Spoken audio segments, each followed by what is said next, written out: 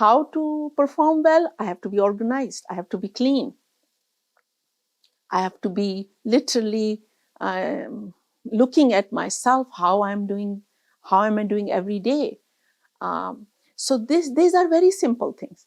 People think that, oh, they will bring more things, more organizer at home, and they will be organized. No, it doesn't happen that way. You have to first talk to yourself, be accountable, write down how your house is, where you want certain things, and then do the accountability.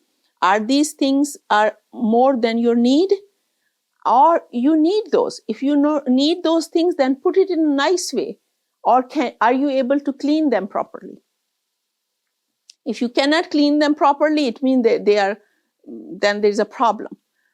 So I'm just telling you how it can bring the good health, then good mental health, good physical health.